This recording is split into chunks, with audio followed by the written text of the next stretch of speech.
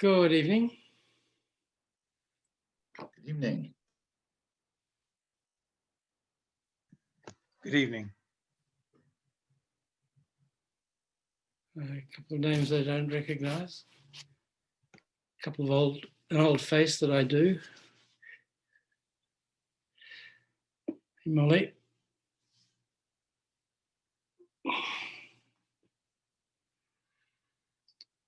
Okay, so usually we start these with 2 or 3 minutes meditation on the breath. So let's do that.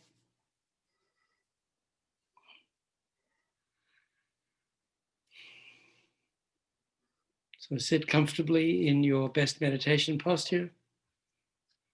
Bring your mind inside, away from external objects of distraction.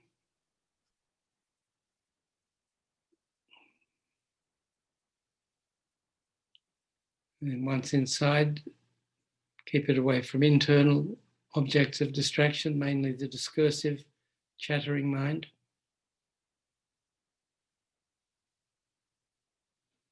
Find your breath where it goes out, comes in through your nostrils. So you can just feel that where it enters and exits.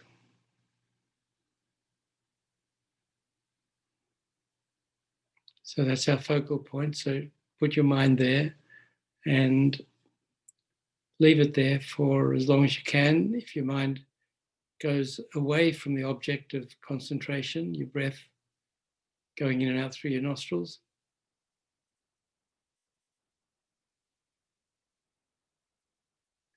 and as soon as you've noticed you've lost the object, drop whatever the distraction was and come straight back to your breath.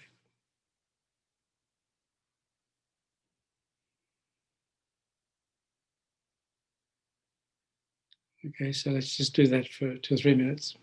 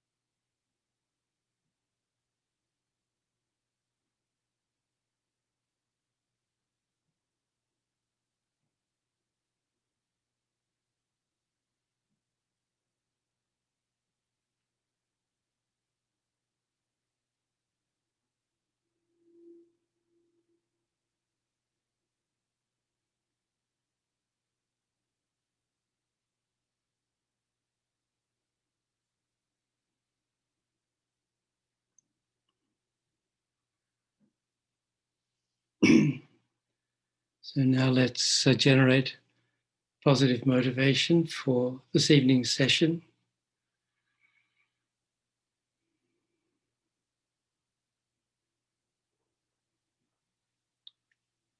And of the three kinds of positive motivation, the highest is bodhicitta motivation, the determination to reach enlightenment in order to be able to enlighten all sentient beings. So that can be done briefly by thinking like this. The purpose of my life is to lead all sentient beings from suffering to enlightenment.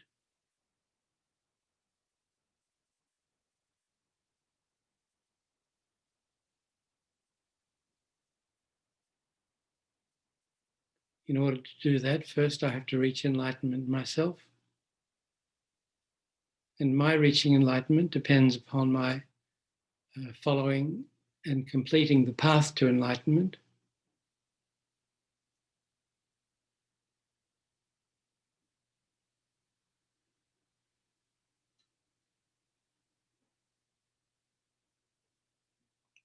Now, this is a long and sometimes tricky and unfamiliar path. And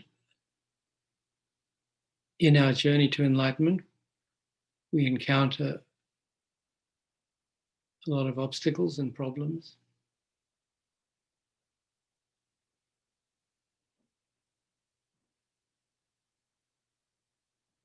So I think in order to transform these problems that I encounter on the path to enlightenment, I'm going to participate in this class on transforming problems into happiness, into the happiness of the path.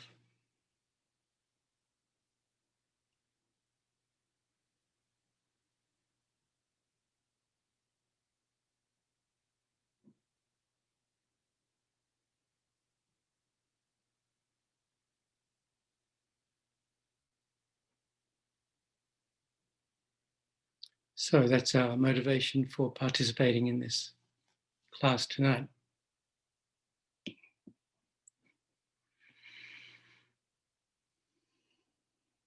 So again, thank you very much for being here. I don't know how many years Sean, the director at Kurukulla, who's actually about to step down after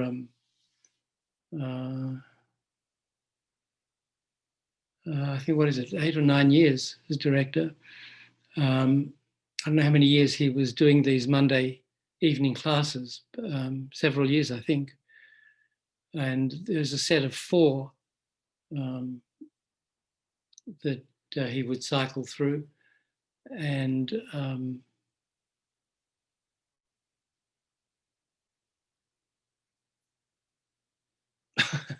forget the first one. There's the second one is meditation 101. It was called. This time we called it How to Meditate.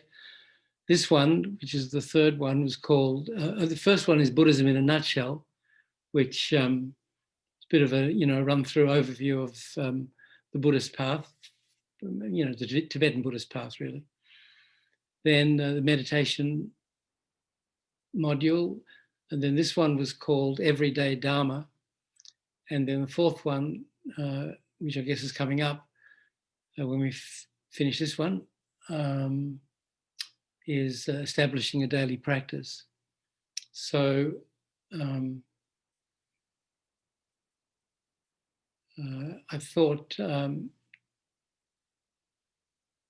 rather than repeat what I did last time we did this module when it was called Everyday Dharma, in fact, I can't even remember what I did.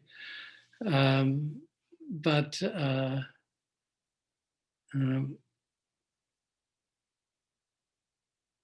since, as the Buddha taught in the Four Noble Truths, the first Noble Truth, that conditioned existence is suffering, all compounded phenomena are unsatisfactory in nature. Since we meet once suffering or problematic situation after another, especially it seems over the last year, although if it weren't for the various problems we've experienced over the last year, it'd be something else.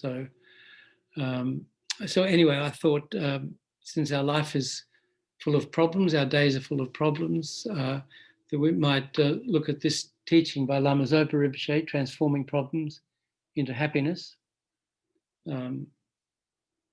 as advertised. So this is a little book.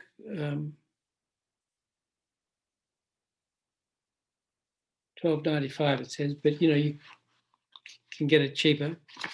Anyway, it's well worth having, I think. And so I'll be running through it, but even though it's not that big, you can't make every point in these classes. So it'd be nice if you had your own copy that you could study a little bit even afterwards. Yeah, that's the Jeff's got the current edition. This is an earlier edition, I think.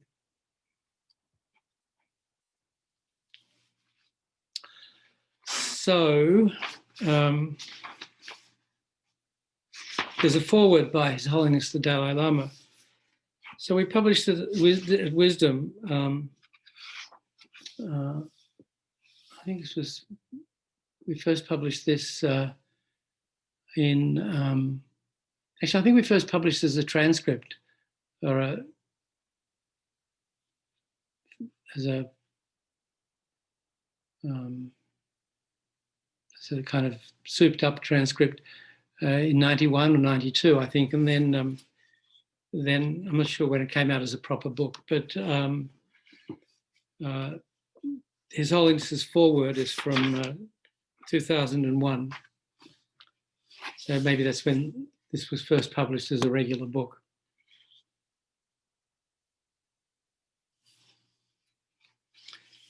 So His Holiness says, I believe that the purpose of our lives is to achieve happiness. But happiness is of two kinds, one that derives from physical comfort and the other which essentially flows from our minds and our thoughts.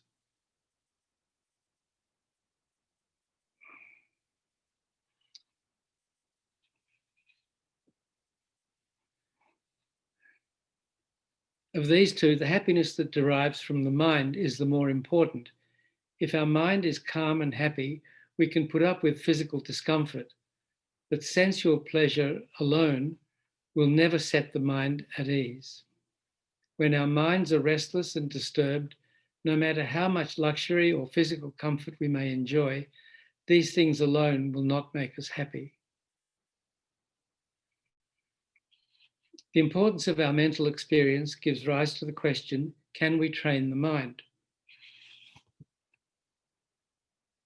So these teachings are called, this particular kind of teaching, transforming problems into happiness, is called mind training or thought transformation, mainly that. And the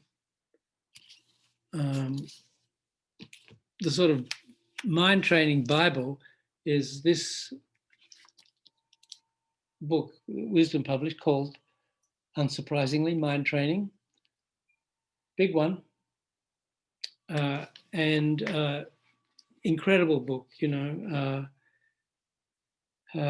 700 pages and translations of, translated by Geshe Thupten Jinpa, who's His Holiness the Dalai Lama's main translator.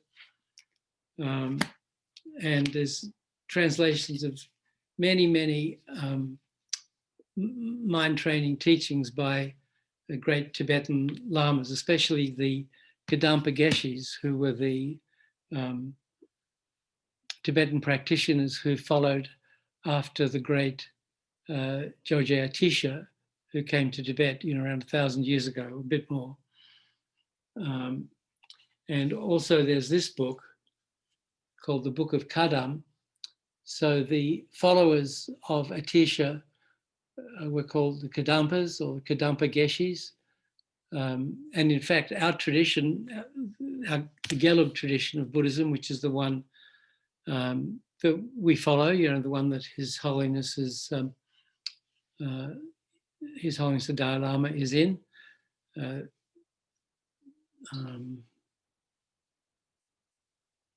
So that's the newest of the four main traditions, Nyingma, Kagyu, Sakya, and Gelug. The Gelug tradition, our tradition, is sometimes called the New Kadampa tradition. That name was recently co-opted by another group a few years ago, but this Book of Kadam contains a lot of teachings by Atisha and then his main disciple, Drom Tomba, who was his interpreter, and then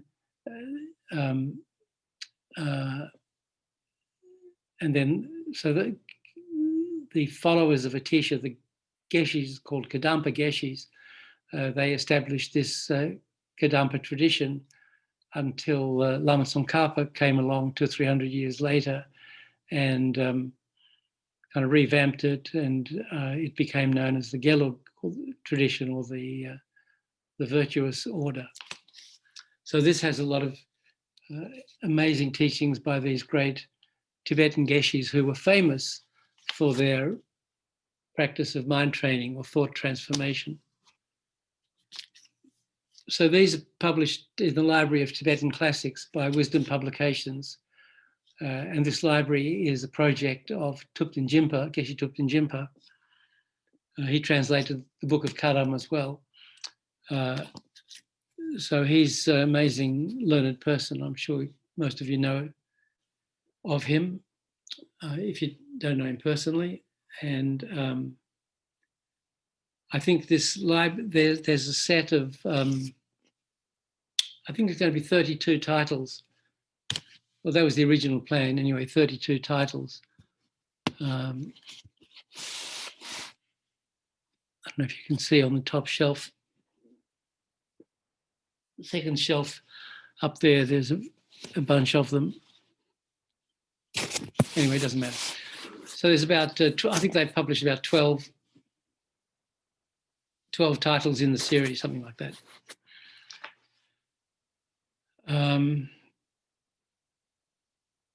So, can we train the mind, His Holiness asks. The Buddha explained many methods and paths by which we can purify our minds and achieve the fully awakened state of Buddhahood. Among these, there is a special instruction called mind training. This instruction outlines the very heart of the Buddhist practice, cultivation of the awakening mind, or bodhicitta. I don't know, maybe some new people here. Bodhi means awakening and chitta means mind, Sanskrit word.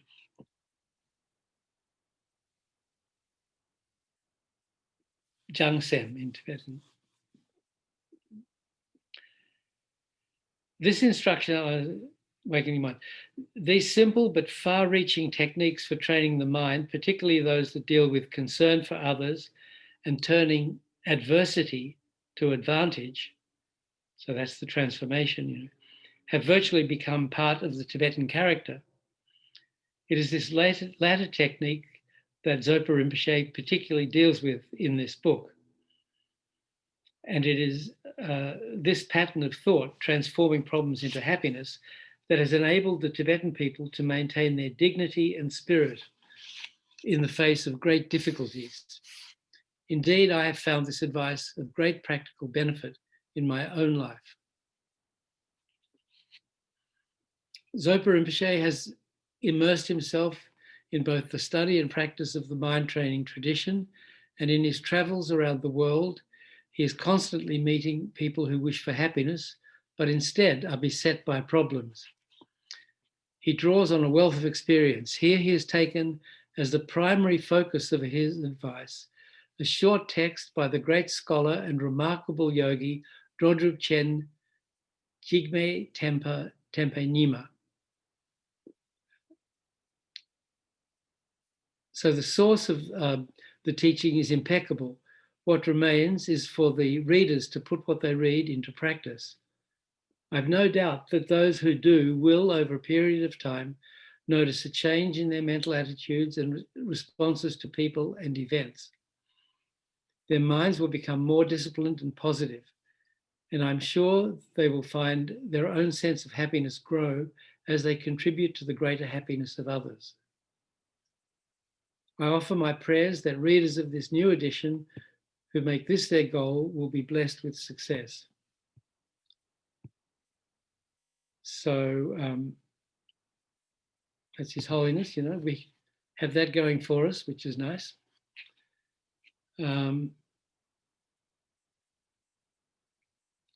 So Drodrup Chen, there's a lineage of Drodrup Chens. I think the Lama, the one who wrote this is maybe the current one, I think, is the fourth. Anybody know the Mahasiddha Center out in Hawley in Western Mass? That's Drodrup Chen, one of his centers or his students' centers. The fourth Drodrup Chen, I think must be in his early 90s now.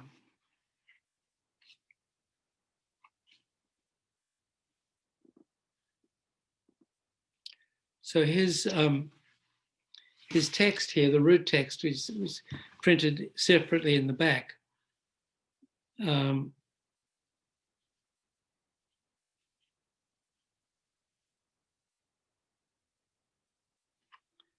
This is called Instructions on Turning Happiness and Suffering into the Path of Enlightenment.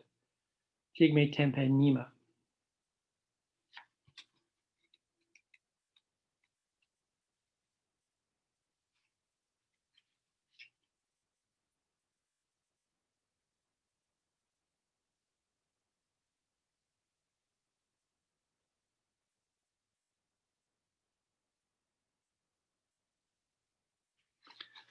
So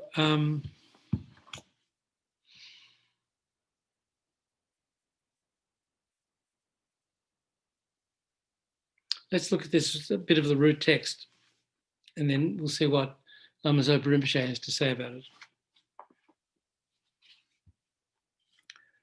So he starts off, homage to Arya Avalokiteshvara through the recollection of his virtues, which are celebrated thus. So this, by offering a salutation at the beginning to Avalokiteshvara or Chenrezig, establishes this teaching as coming from the method lineage. The two main lineages of teachings, wisdom and method. This is from the method side. The ones on the wisdom side will start with a salutation to Manjushri.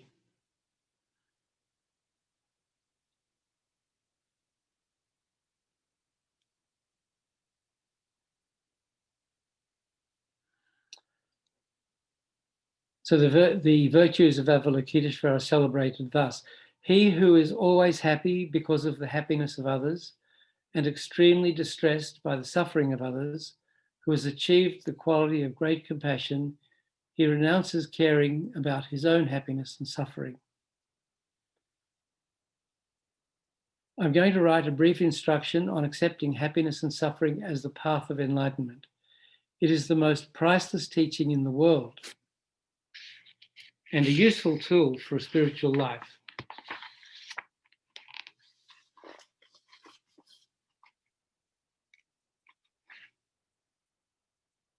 So that's a pretty good rap, the most priceless teaching in the world.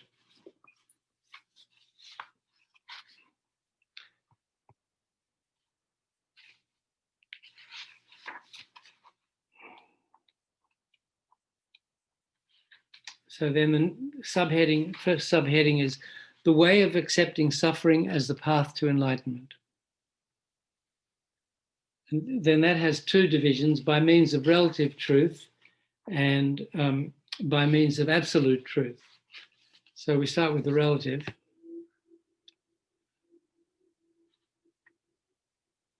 Whenever affliction comes to you from beings or inanimate objects, if your mind gets used to perceiving only the suffering or the negative aspects, then even from a small negative incident, great mental pain will ensue. For it is in the nature of indulging in any concept, whether suffering or happiness, that the experience of this happiness or suffering will thereby be intensified. Yet it's in the nature of indulging in any concept, whether it's suffering or happiness, that the experience of this happiness or suffering will thereby be intensified. As this negative experience gradually becomes stronger, a time will come when most of what appears before you will become the cause of bringing you unhappiness, and happiness will never have a chance to arise. If you do not realize that the fault lies with your own mind's way of gaining experience, and if you blame external conditions alone, then the ceaseless flame of negative deeds such as hatred and suffering will increase. This is called all appearances arising in the form of enemies. You should thoroughly understand that the reason living beings in the quarreling age, so this is the quarreling age, are afflicted by suffering is fundamentally related to the weakness of their discriminative mind. Thus, being invincible against obstacles such as enemies, illnesses, and harmful spirits does not mean that you can drive them away so that they will not recur. Rather, it means that they will not be able to arise as obstacles to the pursuit of the path of enlightenment. In order to succeed in using suffering as a support of the path, you should train yourself in the following two ways. We'll come back to that.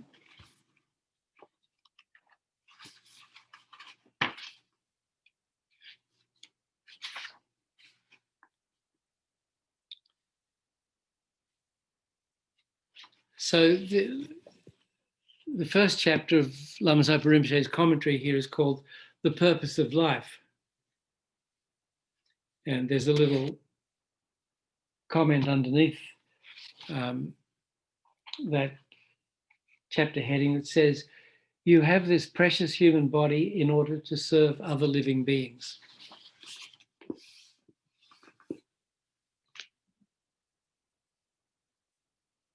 Once Lama Yeshe was giving instruction to his monks and nuns. It was in 1982. We'd come together for a kind of a Dharma celebration in India. And he said that he thought that he would offer a new mantra to the monks and nuns. And I think it doesn't only apply to monks and nuns, it should also apply to us. He said that the mantra should be, I am the servant of others. So we should recite that every day. I am the servant of others. I am the servant of others. Just like we recite, Om Mani Padme Hum or whatever. I am the servant of others.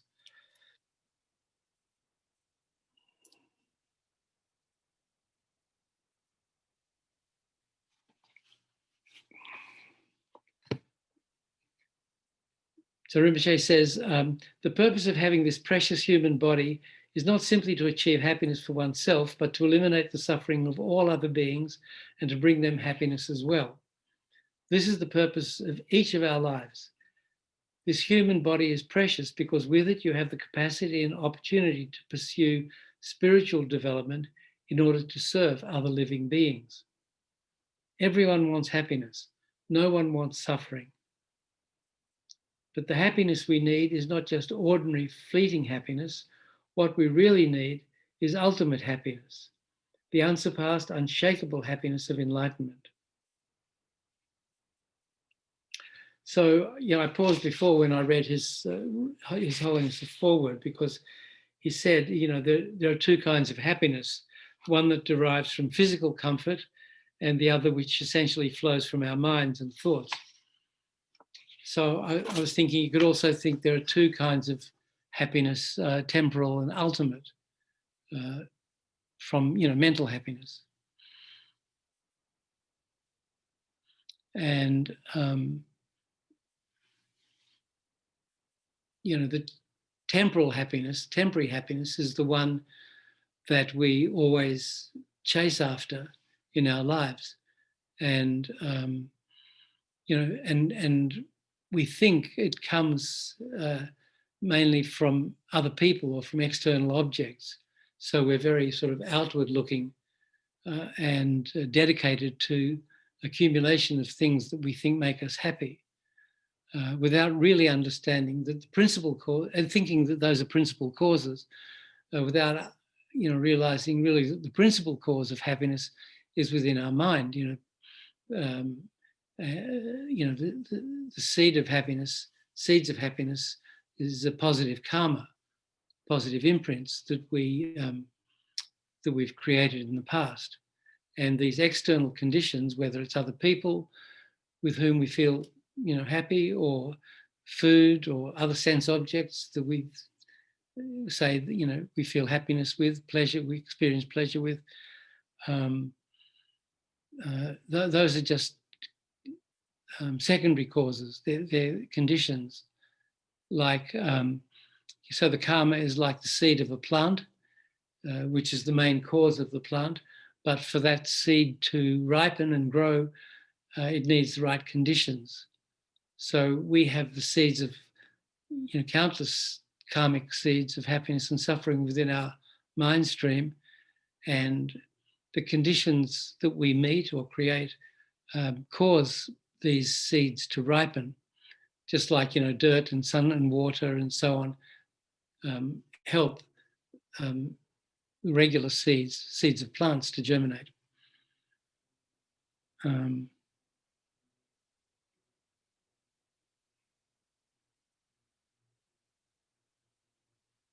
So that temporary happiness that we spend so much of our time seeking, and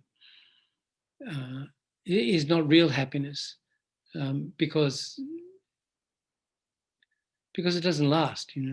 It's and we get attached to it, and by getting attached to it, we create negative karma, the cause of suffering.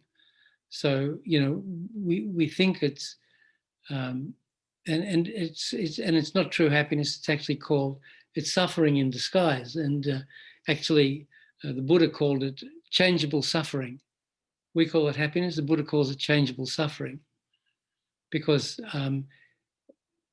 even though we may experience a little pleasure at first, if we keep doing what brings it on, it will sooner or later, usually sooner, turn into suffering. For example, if we're hungry and we eat, there's a moment of pleasure there as our hunger sort of goes away by eating. But if we keep eating, that experience of pleasure will fairly soon turn into suffering if we keep eating. And what Rinpoche always says is that it's even though when we start eating when we're hungry, and our mind sort of, when the hunger goes down, we sort of recognize, oh, now this is pleasure. Whether we register it consciously or not, that's our reaction to the hunger going down. Oh, this is pleasure. But it's not real pleasure.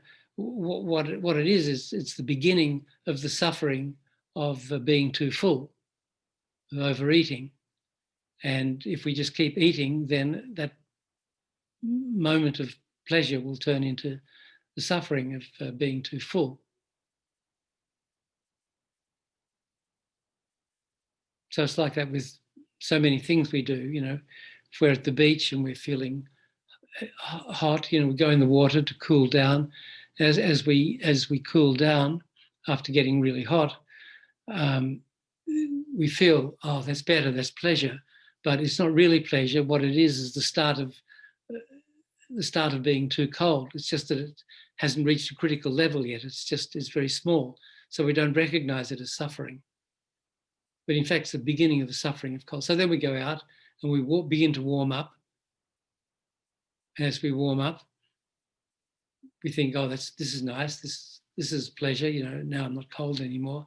But it's not really pleasure. It's just the suffering of being too hot has started again. Just that it's still fairly small. So we kind of, thick mind doesn't recognize it as the suffering it really is. So like that, our whole day is up and down, chasing one thing after another. So that's one kind of happiness, is this temporal happiness. And the other kind of happiness is ultimate happiness. So that's a different kind of happiness. That's happiness that comes from within the mind, doesn't depend on external objects like food or temperature. And, it's generated from within the mind. And actually there are two levels of ultimate happiness, if we use the word ultimate in the sense that it can never turn into suffering. So the lower level of ultimate happiness is the happiness of liberation. So that's when we free ourselves from cyclic existence, when we,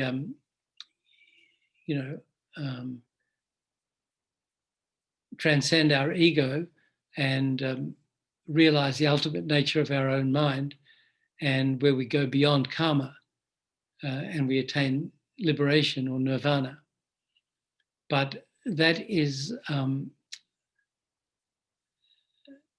so although we can never fall back into cyclic existence from that level, it's not the end of the road. It's not the highest form of happiness. And it's a far inferior level of happiness than the happiness of enlightenment or Buddhahood. So Buddhahood is the ultimate happiness.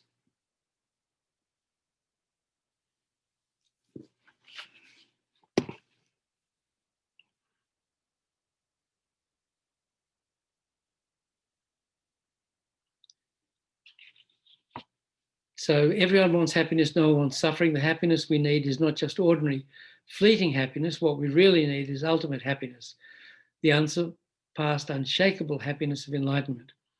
When people go shopping, for example, they want the things that are the best, that will last the longest. In the same way, everyone wants the longest lasting, highest happiness. According to their understanding of what level of happiness is achievable, everyone attempts to obtain whatever is, in their view, the highest happiness. The Buddha's teachings, called the Dharma, tell us the highest happiness, the highest happiness achievable is enlightenment. The only reason anyone would not want to achieve enlightenment is that they lack Dharma wisdom. Lacking Dharma wisdom means simply being unaware that there exists a happiness higher than ordinary happiness or, temporal happiness. Anyone who has encountered the Dharma and studied it sincerely knows that one can be liberated from the bondage of suffering and can experience peerless happiness, that one can put an end to all obscurations, and that one can attain all the realizations of a Buddha. Of course, a person who knows these things, can be achieved, wants to achieve them. So hopefully we do. Now we know there are these higher levels of happiness. So that's what we should, those levels of happiness should be our goal.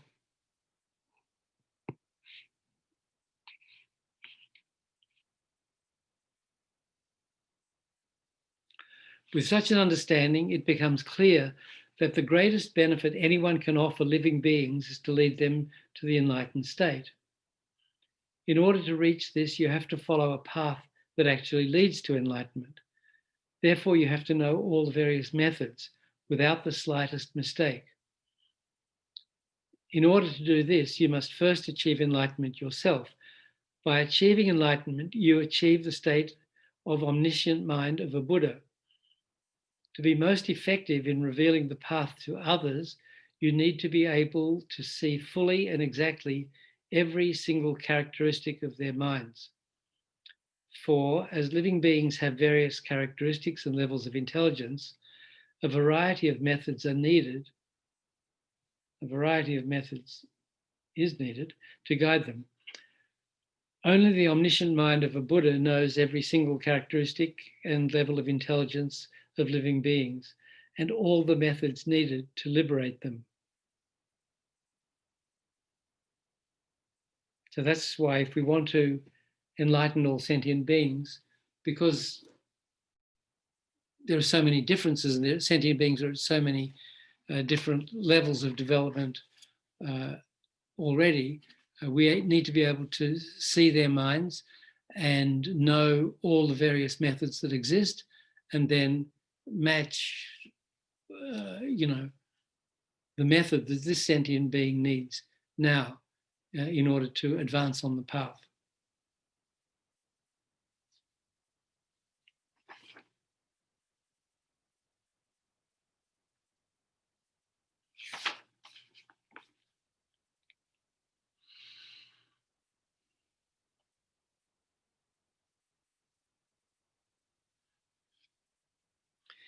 In order to achieve omniscient mind, you need to follow the path to omniscient mind. You need to practice the entire graduated path to enlightenment, what is called in Tibetan the Lam Rim. So as you know, Lam means path, Rim means step, stage. This graduated path contains the essence of the entire Dharma, of all the Buddha's teachings. It is said that we're in the quarreling age, an extremely difficult time on this earth when violence and greed are everywhere, and there are many obstacles to practicing Dharma. Even having encountered the Dharma, you will still find it extremely difficult to continue and succeed in your practice. Inner and outer obstacles will pour down like rain. In order to succeed in listening to, reflecting on, and meditating on the graduated path to enlightenment for the benefit and happiness of all sentient beings, you must learn to practice Mahayana thought transformation. And this is what this book will teach you. In Mahayana thought transformation, also called mind training, you use whatever problems you experience to generate the realizations along the path to enlightenment within your mind. Instead of disturbing you, problems can actually help you develop your mind and even further your progress on the path to enlightenment.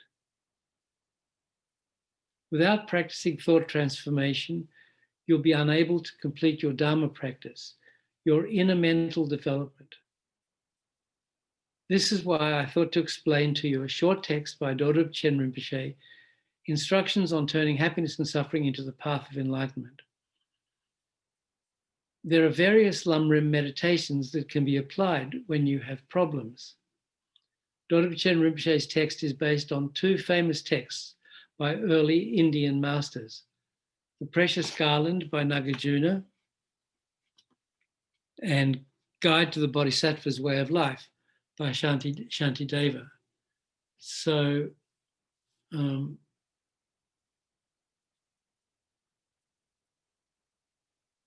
Precious Garland, there's this sort of a draft. This is a temporary version that was put out by Wisdom for a particular teaching by His Holiness in Los Angeles in 97.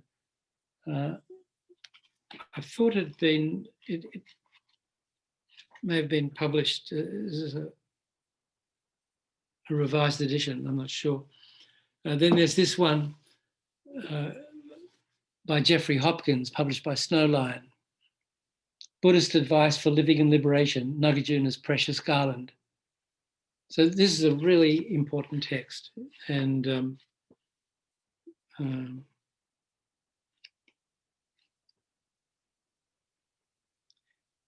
So it's Nagarjuna's advice to a king.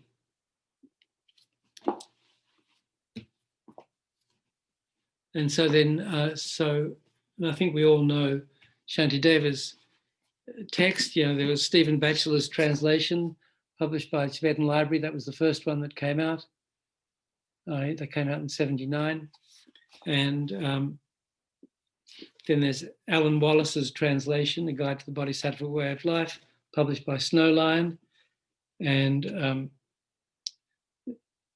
there's The Way of a Bodhisattva, translated by the Padmakara translation group, published by Shambhala. So there's these different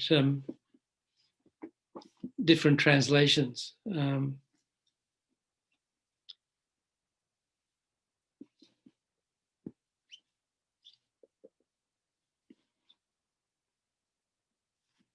As translations, I can't say that one is better than the other. But so anyway, people have different favorites. So it's good if you have all three, and you get, it gives you a slightly rounder picture.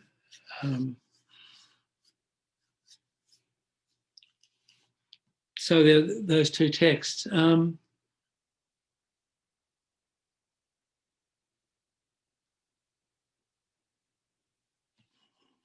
Okay, that's enough anyway. So those texts, Nagarjuna's Precious Garland and Shantideva's Bodhicharyavatara, are the basis for Drodrup Chen's text, which I started reading before.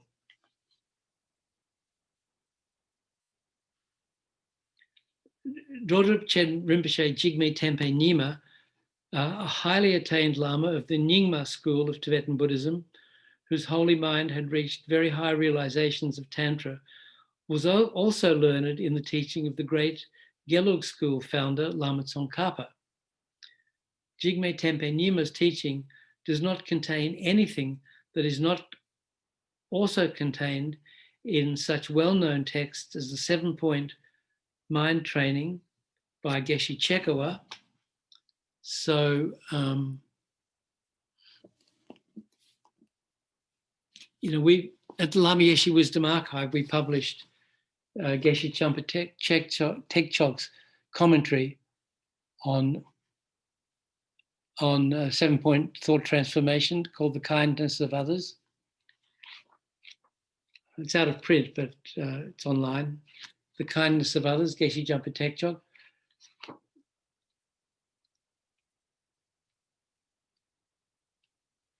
At the time we published that,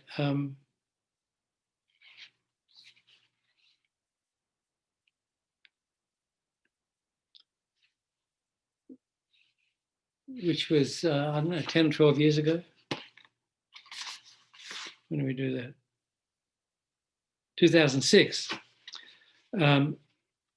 There were 15 or 16 other translations of the 7-point thought transformation already available. There's probably 20 by now. So it's a very popular and important text, the 7-point thought transformation. There's this one, 7 steps to train the mind by Gomo Tulku.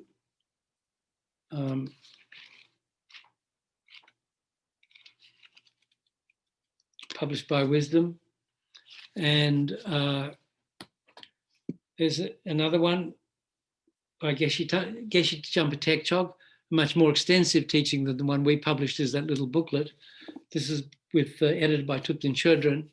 It's also published by Wisdom, Practical Ethics and Profound Emptiness. Oh no, sorry, I got it mixed up. This is a commentary on Nagarjuna's Precious Garland. That's what I was looking for. So, so there's that. This goes with the Precious Garland. We can send out the links to these later. If you'd like to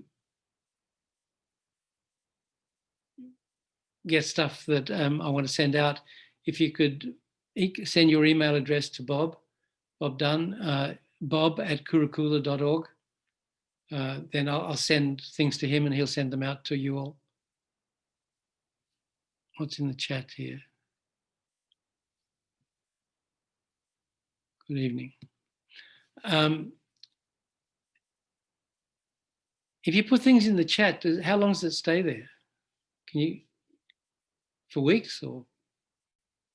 I can't hear you, Bob.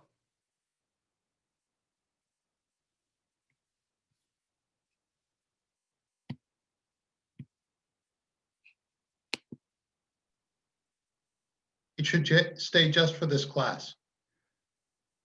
So it's not that useful, is it? Just for tonight. Well, no, it's chat just for tonight. And then next week it'll be another, starts over. Right. Okay, so I'll send some of these recommended books to you and then you can send them to anybody who wants. So email bob@kurukulla.org and you'll get all that. The 8th, and then, so it's, so Rinpoche says that Jigme Tempa Nyingma's teaching does not contain anything that is also not contained in such well-known texts as a 7-point mind training by Geshe Chekawa. There's also the second book that Wisdom Publications ever published was called Advice from a Spiritual Friend. And there's a teaching on commentary on the 7-point thought transformation by Geshe Rapton in that one.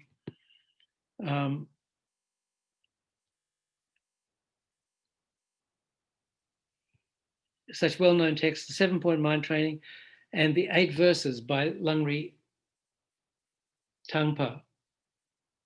So the 8 verses is, there's an explanation of this in Awakening the Kind Heart, How to Meditate on Compassion by Kathleen MacDonald.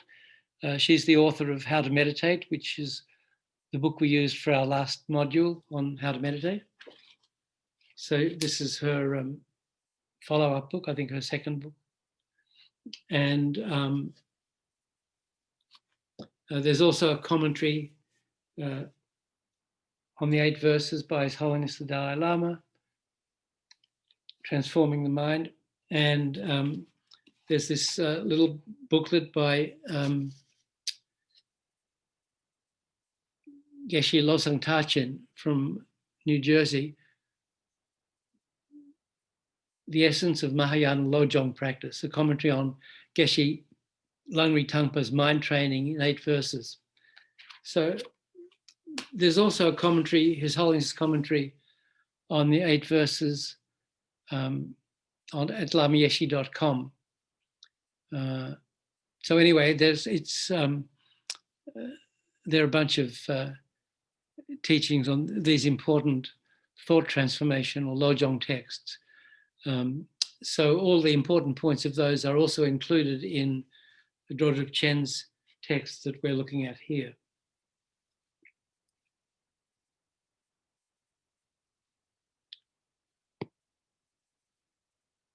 So Jigme Tempe Nyingma's teaching does not contain anything that is not also contained in those well-known texts or in the various other teachings on thought transformation, but the way he relates the practice of Lam Rim to the experience of problems and obstacles is different.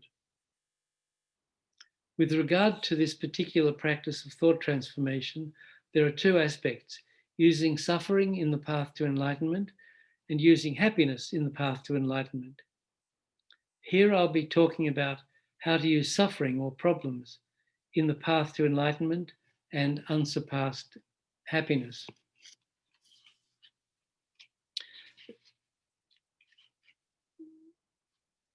So, Rinpoche started off this chapter by saying we have this perfect human rebirth. So the perfect human rebirth is, generally we say it's, I think you all know that, the teaching on perfect human rebirth.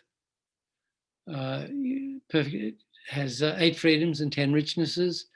And so that has 3 main outlines. That's That's one. And recognizing perfect human rebirth. And then the second one is that it's highly meaningful. It's highly meaningful in three ways. We can use it to obtain temporal goals. We can use it to attain ultimate goals of liberation and enlightenment. And then the third usefulness or meaningfulness of the perfect human rebirth that has 8 freedoms and richnesses is that it's useful every moment. So one of the ways in which we can make it useful in every moment is through practicing the mind training teachings of transforming problems. Because, as the Buddha said in his very first teaching on the Four Noble Truths, life is suffering. So as long as we're in this sort of, we have this body and mind under the control of delusion and karma, our life is in the nature of suffering. Whatever can go wrong will go wrong. And so we're running into it countless times every day, things we don't like, things we,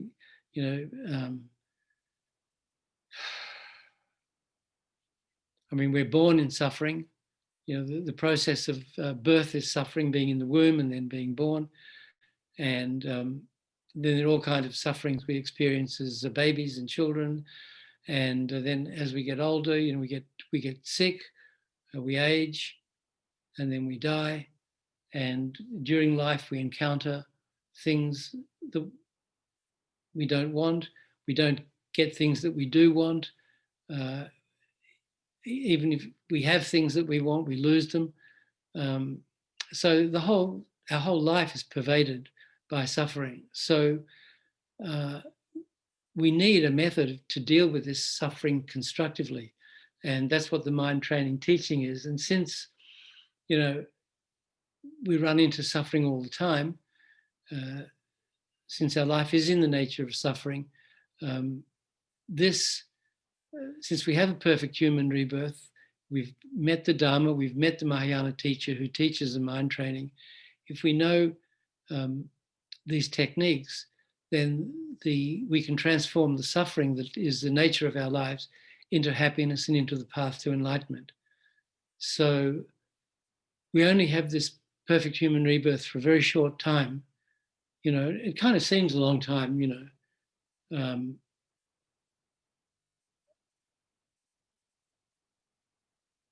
we're sort of in the middle of it. Now I'm at the end of it. It doesn't seem that long at all. But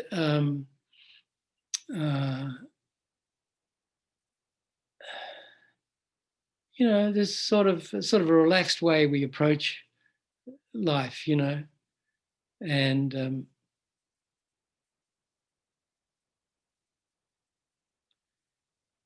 there are these 3 schools of Buddhism: the Hinayana, the Mahayana, the Vajrayana. But our main school is the Manana. We put off our practice till tomorrow, or for some other time. Now we're busy doing this, we're busy doing that. But the thing is that there may not be a later, so we really need to seize the moment. And the best way to seize the moment is to transform every moment of our life into bodhicitta. And one of the ways we do that is through practicing the mind training techniques.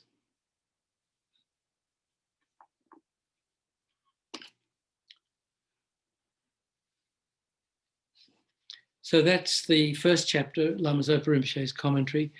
The second one, he says, developing a different attitude to problems. So the little sort of gloss there under the chapter heading is, the thought of liking problems should arise naturally, like the thought of liking ice cream or the thought of liking music. Or, if there are things you like more than ice cream or music, then the thought of liking that.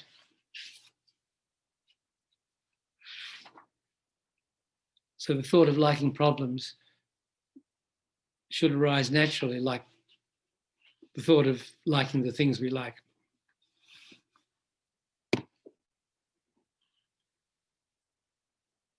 In this challenging modern time with many problems and much unhappiness, human beings are especially overwhelmed by suffering and their minds are not resilient. It's true, isn't it? This is because they are unable to recognize as beneficial the problems and harm they experience and to see these problems as causes of happiness.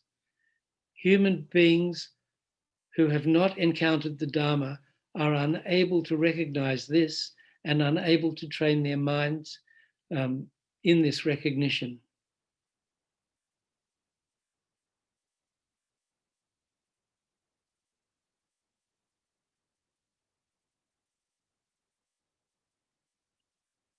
So it's really kind of a radical thing, isn't it?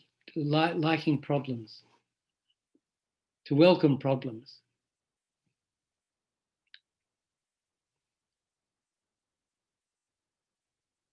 So that's what one of the things they said about these Kadampa Geshis, these followers of Atisha, who were the forerunners to the Gelug school. You know, that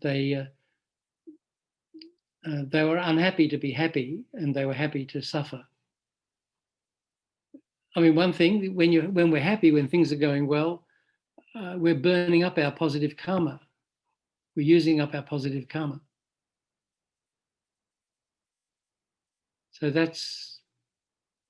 we don't want to burn it up. We want to develop it. We want to use it more and more to get closer and closer to enlightenment. We need vast amounts of merit. So these two wings of the bird, they liken these two accumulations of wisdom and method. So wisdom, the accumulation of the merit of wisdom leads us to the mind, the omniscient mind of the Buddha, you know, the Dharmakaya. And the accumulation of merit, which is essentially the practice of, in Sutra, the practice of compassion, great compassion and bodhicitta, accumulation of merit of the method side leads to the Rupakaya, the body of the Buddha. So just as we have a body and a mind, so does the Buddha has a holy body and a holy mind. So the holy mind is a collection of all the virtues of wisdom, and the holy body is the collection of virtues of method or practice and the realization of bodhicitta. And then these two minds combined into the omniscient, become the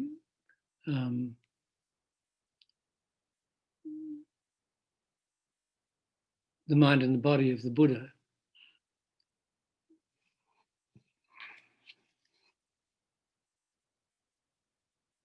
Okay, so that's that.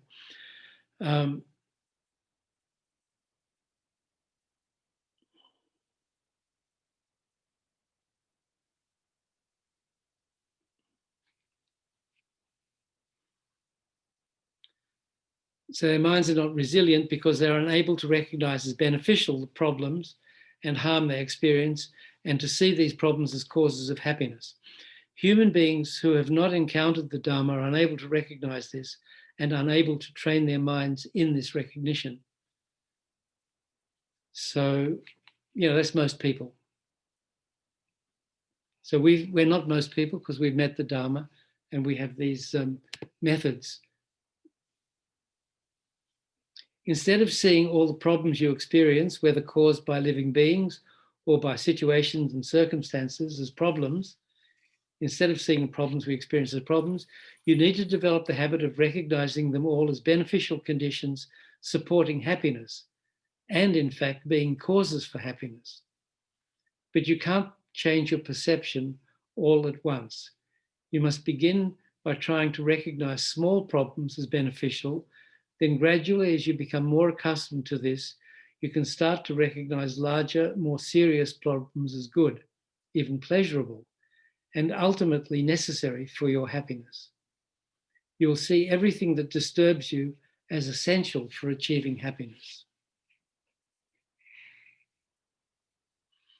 But make no mistake, the practice of thought transformation is not intended to eliminate problems, but rather to enable you to use the problems you experience to train your mind to move step by step along the path to enlightenment and ultimate happiness.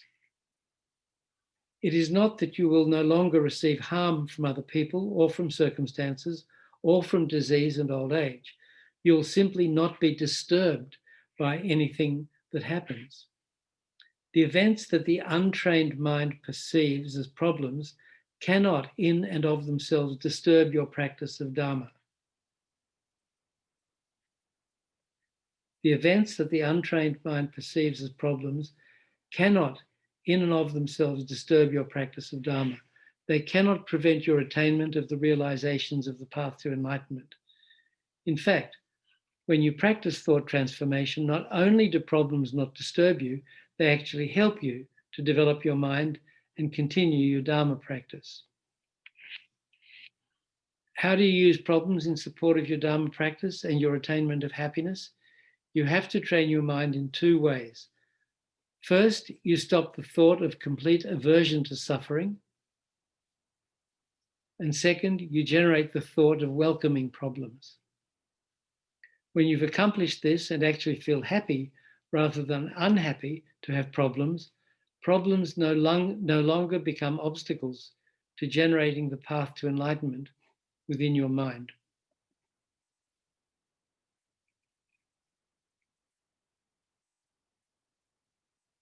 So, anybody have any questions so far?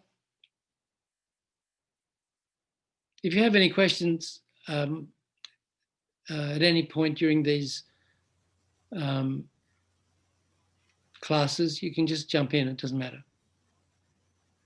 Karen. Yes, I'm wondering if you've been able to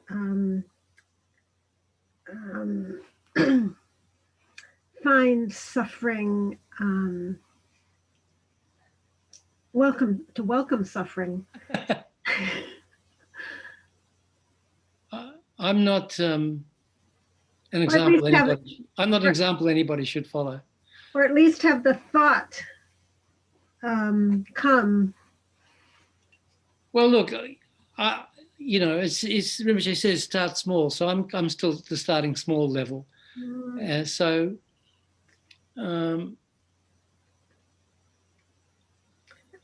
you know,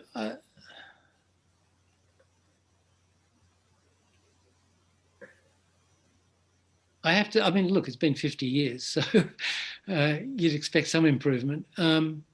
So I think I'm much better at handling adverse situations than I have been before, but than you know, I was 50 years ago.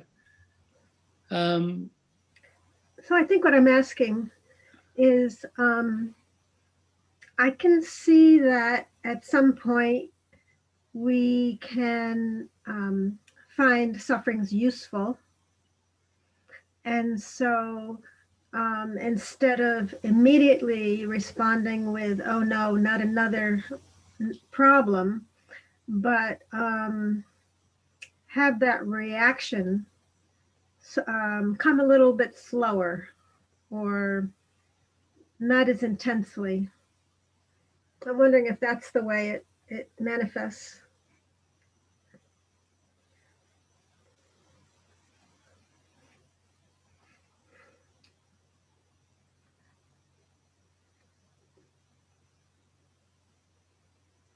Well, look, I think to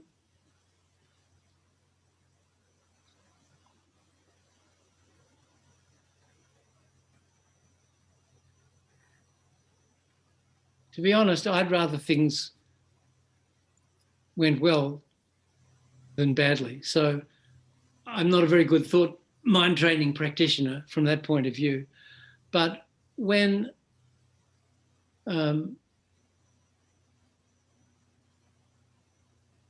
you know, I've had a couple of how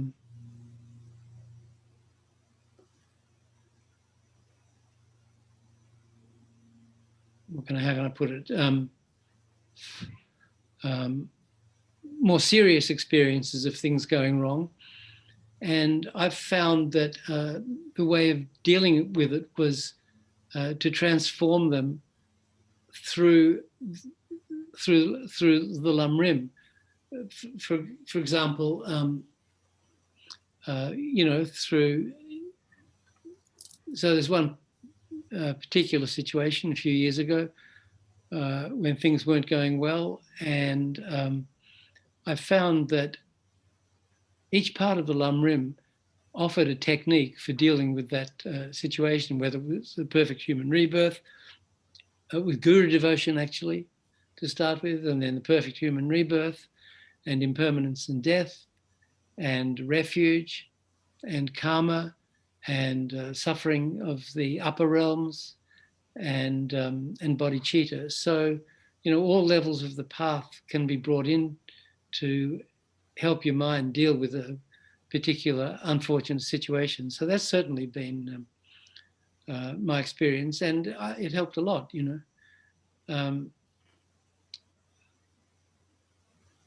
I don't know that I welcomed the situation that I essentially brought on myself, but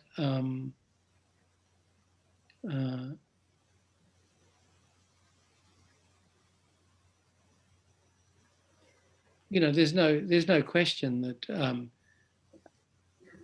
understanding the mind training teachings and understanding some of the techniques for thinking about things when they do go wrong, you don't get angry. You deal with the situation constructively by trying to turn it into deepening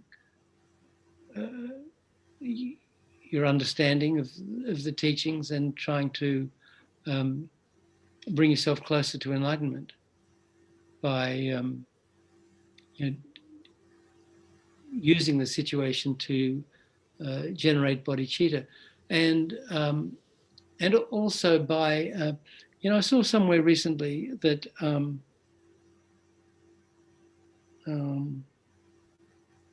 someone was saying it's not a good way of dealing with something goes wrong by thinking how others are much more unfortunate, or others have it, so many others have it worse than I do. I don't. I think that's another useful technique, actually. That okay, this is bad, but could be a lot worse, and there are, I shouldn't be a crybaby. There's so many other people who are much less fortunate than I am, and sort of try to get over it that way. Depends what it is. I don't know. What do you think, Karen? I think that I'm always looking for ways to not set my expectations too high and yet to keep going. And so in the beginning, when I started with listening to the teachings, I think I expected more than was happening. And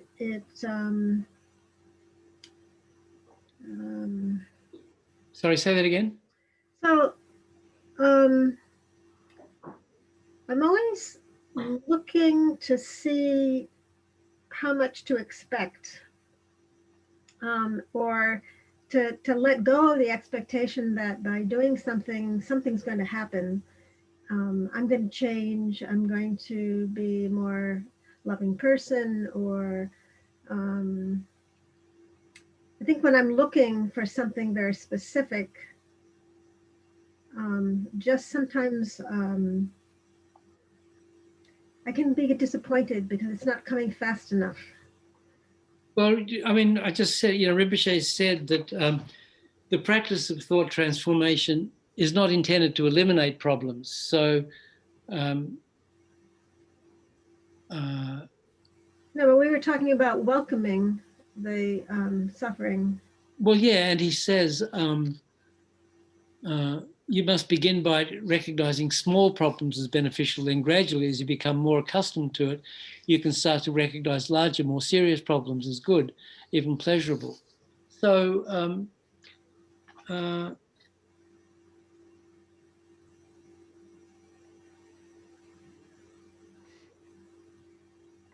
if something goes wrong, you drop something, you break something, you spill something, instead of swearing and getting kind of angry, you can think, oh, good, I mean, and make it good. For example, there's one of our teachers from Dharamsala, friend of Lama Yeshe and Lama Zopa Rinpoche, Geshe Jumpa Wongdu. If you've read... Adore Liberation? That's Geshe Wongyal.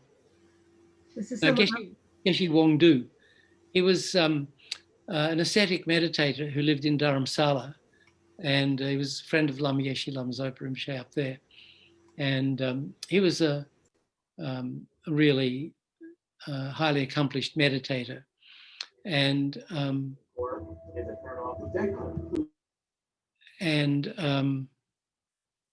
he was a disciple of Geshe Rabden, and when Geshe Rabden went to Switzerland, I think Geshe Wongdu got his house, which is a little brick mud, sort of very, very simple little house. And he didn't have many possessions. One possession he had was an Indian alarm clock. And so one day he was at teachings with His Holiness. When he came back to his little stone and mud hut, he found that a thief had broken in and stolen his clock. So one of his few possessions. So he was so happy. He thought it was how wonderful that this person has got something that he wanted, a clock, that he was able to help this person get a clock. And so he offered it to him, as sincerely as he could,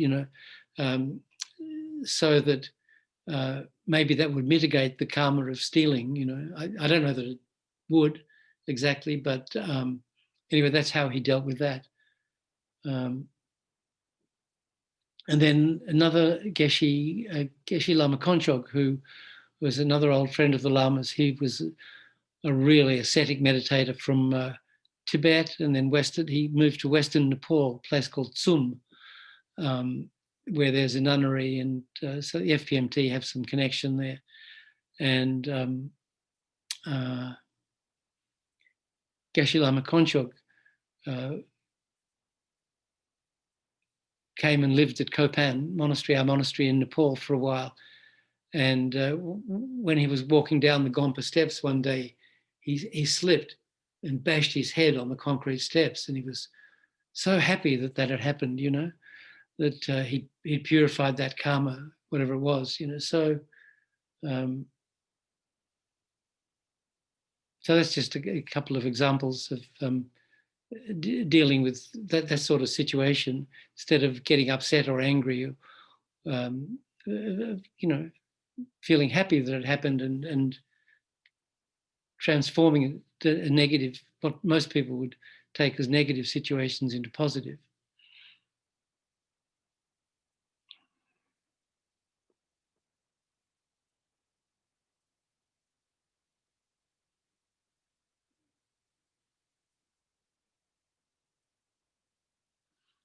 Okay, anybody else? Yeah, that's I also look at I use if something's going on, I think to myself, well, it's not that bad because people have it a lot worse, I mean, I've been through some bad things, but I'm like, there's always somebody else that's worse than I am, that's having bigger problems. And, I don't know if that's the right way to think. Well, it's a start, but the extension of that is to practice another part of the mind training, which we call Tonglen. Tonglen, everybody? Yeah. So that, you taking the suffering of others and giving them your happiness. Right. So there's a formal meditation that is done, as part of the training in developing mind and body chitta, exchanging self for others. But there's also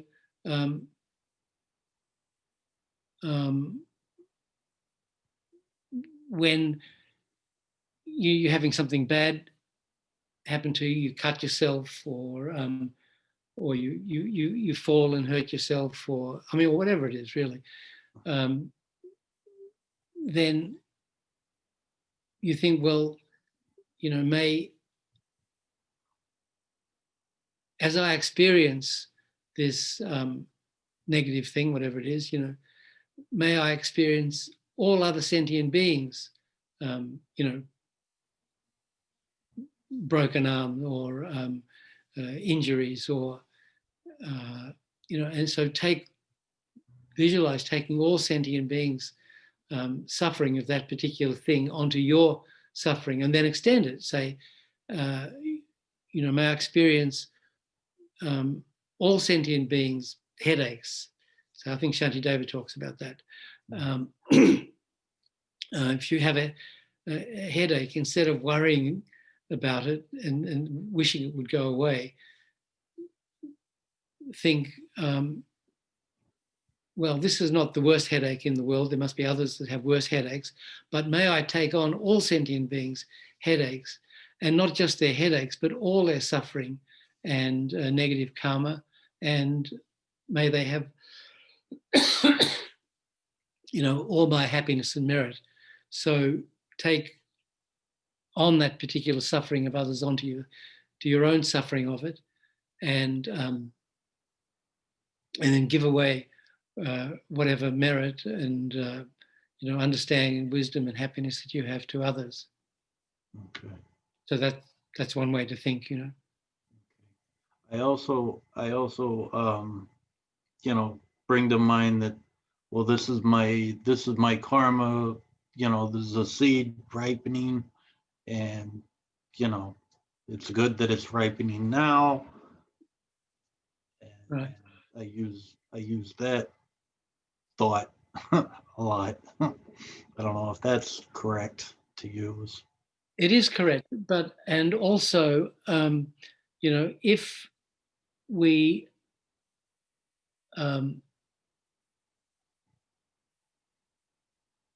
if we're practicing Dharma, then negative karma, heavy negative karmas, can be lightened, such that the karma to be reborn in Hell Realm, for example, maybe will ripen in your human form as a bad headache, for example, through it's sort of mitigated by the Dharma practice.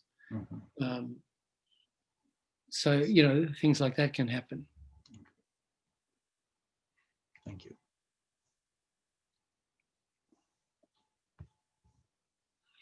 Okay, so I'll just continue.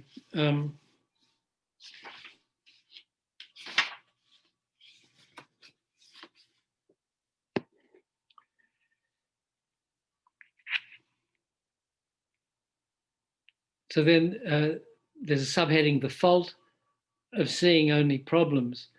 We all come to harm from other beings, from illness, and from other events and circumstances. As long as our mind is conditioned to identify such experiences as problems, we will only find more and more people and conditions disturbing. The smallest, most insignificant matter will cause great pain in our mind, and we will become upset very quickly. The root of the problem, the true cause of our suffering, is not the external being or event that brings us harm, but rather it is our strongly selfish mind. When we habitually identify everything as a problem, even something so small as being given food that is a little cold can cause great discomfort in our mind. So there's a story that Rinpoche tells of a couple of monks who'd been away on pilgrimage for some months, and they came back to their monastery, and after a long and tiring journey, so they were very hot and kind of dusty. And the first thing when they got back to the monastery was to go and greet their teacher and pay their respects to their teacher. So they came into his room, and he offered them tea, and Tibetan tea. So I don't know if any of you are familiar with Tibetan tea. Butter tea.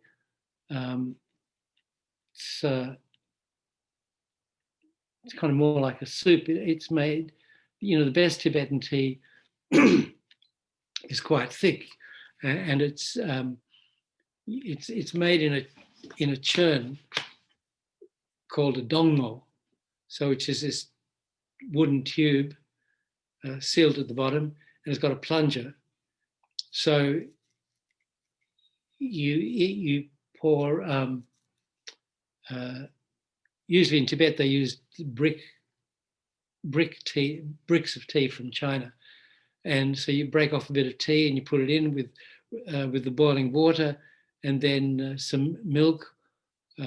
Often they use in the mountains powdered milk, and salt, a whole bunch of salt, and then you kind of make a milkshake out of it by churning it, and with this churn, and then you pour it out, and if it sits for a little while, then there's a thick film of butter forms on top. So that's kind of really rich tea is like that, and in the cold weather, I mean, there's nothing like it, to really warm you up and to sort of nourish you.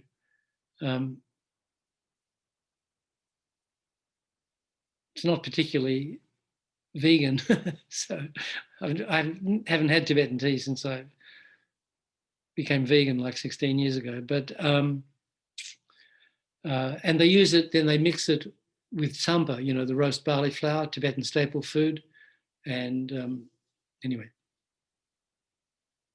So this teacher offered them Tibetan tea, these two monks who came back after a long journey, but it was cold. So one monk was really upset. He said, we've come all this way, and he can't even give us decent Tibetan tea. This is all cold and yucky, So he had that view of it. The other one thought, oh, our teacher is so kind. He knows we've come on this hot, dusty trip, and we're so kind of hot and thirsty. So he's giving us cold Tibetan tea so that it'll help make us feel more comfortable after being so hot. So it's just, it's the same tea, but two ways of looking at it. One is negative, one is positive. So I don't even know why I'm saying that example, but so the smallest, most insignificant matter causes great pain in our mind. So it's not the external event that brings us harm, but rather our strongly selfish mind. Oh, I see. When we habitually identify everything as a problem, even something so small as being given food that's a little cold causes a great discomfort in our mind. Something a little off with the way someone dresses or looks, something not quite in line with our own idea of how it should be becomes the cause of great suffering. If we hear a noise during the night that wakes us up, we become incredibly angry. The whole of the next day we complain about it. Oh, I didn't get any sleep last night. Not getting enough sleep becomes an unbelievable problem, unbelievable suffering. So, like that. If a tiny, insignificant being, such as a flea, runs over our leg and bites us while we're sleeping or meditating, it becomes an unbelievably huge problem. Some Westerners spend thousands of dollars to go to Kathmandu, but after spending just one night there, they decide they cannot stand the uncomfortable conditions and fly back home the next day. That's happened. It's the nature of the mind to become addicted to certain ways of seeing things. By habitually seeing as a problem every tiny thing that does not accord exactly with our self-cherishing wishes, we exaggerate small things into huge problems. If we see even small sufferings as big problems and get irritated by them, we become unceasingly overwhelmed by a heavy, unhappy mind. It then becomes extremely difficult for us to bear any problem whatsoever. Everything appears threatening. Everything appears unsatisfying. Everything we hear, see, taste, smell, or touch makes us unhappy. Our mind exaggerates problems, and we find that our life is filled with irritation, depression, paranoia, perhaps even nervous breakdowns. We're constantly overwhelmed by our completely unhappy mind, and it's very hard for us to be happy for even one day, for even 1 hour. We have no opportunity to experience happiness if there is nothing that we like, nothing that is satisfactory. Whatever we try, wherever we go, everything makes us unhappy.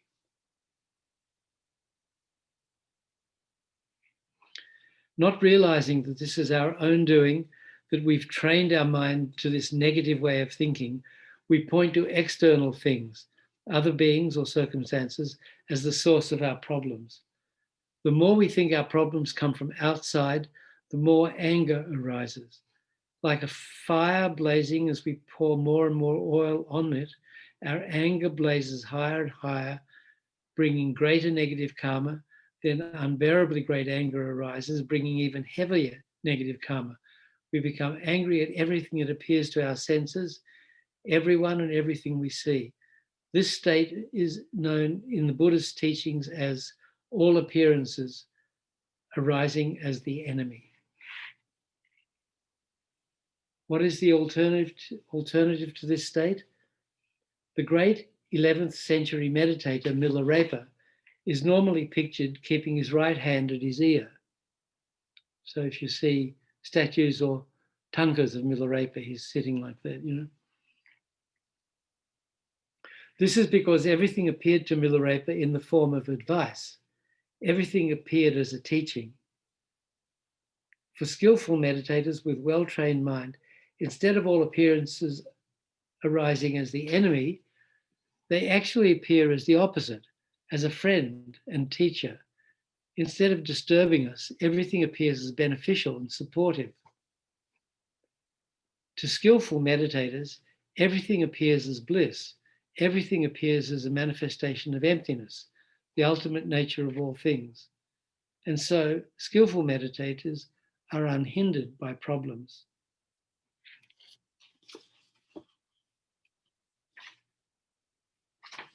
So that's called the fault of seeing only problems.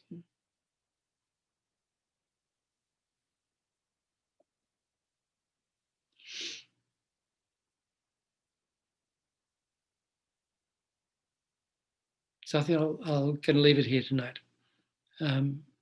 Any other questions?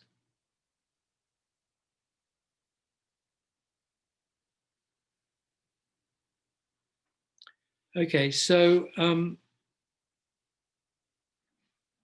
I'll send out through the kind auspices of Bob an email with some of these references that I've mentioned, and see if you can put some of these ideas into practice. See if you can transform things that go wrong into the path, and then if you have any experiences like that, you can let us know about your successes next week.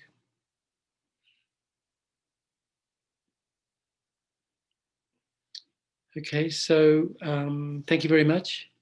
And we just dedicate the merit. So we started off by generating bodhicitta as a motivation for this session. We've been talking about this Dorub Chen, Lama Zopa Rinpoche's teachings. So, pure Dharma. So we've created a lot of merit. So we should dedicate that to protect it from being destroyed by anger, wrong views, and so forth.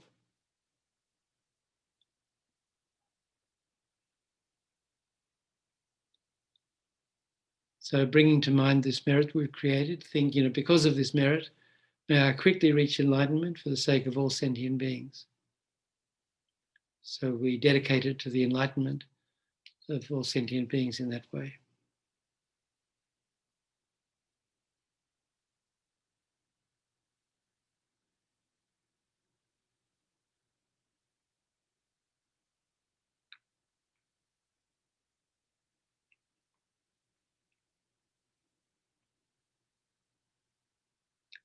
Okay, so hope to see you on next Monday. If